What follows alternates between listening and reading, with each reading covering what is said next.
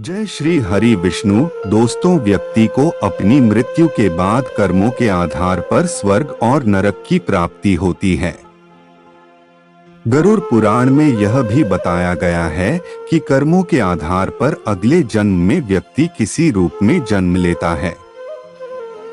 गीता में कहा गया है कि आत्मा अजरमर है। जैसे व्यक्ति अपने कपड़ों को बदलता है, आत्मा भी उसी प्रकार शरीर बदलती है।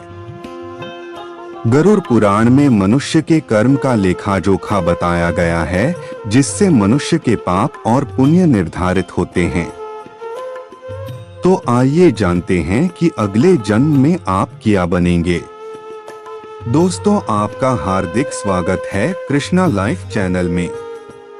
मान्यता है कि व्यक्ति को अपनी मृत्यु के बाद कर्मों के आधार पर स्वर्ग और नरक की प्राप्ति होती है।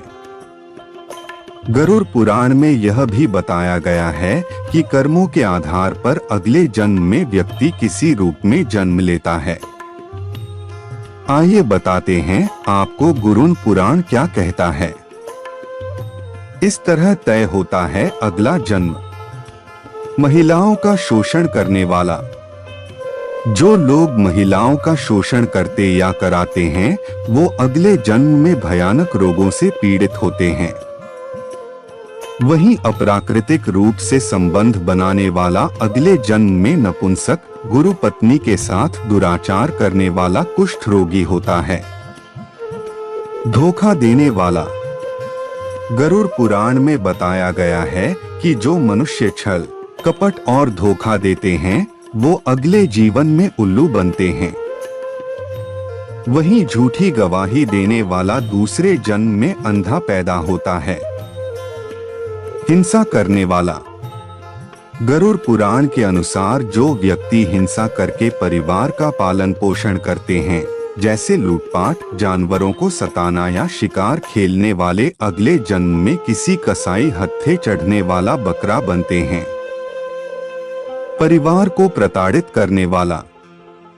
माता पिता या भाई बहन को प्रताड़ित करने वाले मनुष्य को अगला जन्म तो मिलता है, लेकिन वह धरती पर नहीं आ पाते क्योंकि उनकी मृत्यु गर्भ में ही हो जाती है। गुरु का अपमान करने वाला। गुरु का अपमान यानी भगवान का अपमान। ऐसा करना नरक के द्वार खोलने जैसा है। गरुड़ पुराण में कहा गया है कि गुरु से कुतर्क करने वाला शिष्य अगले जन्म में जल रहित वन में ब्रह्म राक्षस बनता है। पुरुष का महिलाओं जैसा व्यवहार। यदि कोई पुरुष महिलाओं वाला आचरण करता है, स्वभाव में महिलाओं वाली आदतें ले आता है, तो ऐसे पुरुषों को अगले जन्म में स्त्री का रूप मिलता है। मृत्यु के समय भगवान का नाम। अगर कोई मृत्यु के समय भगवान का नाम लेता है, तो वो मुक्ति के मार्ग पर अग्रसर हो जाता है। इसलिए शास्त्रों में कहा गया है कि मरते समय राम का नाम लेना चाहिए। हत्या करने वाला।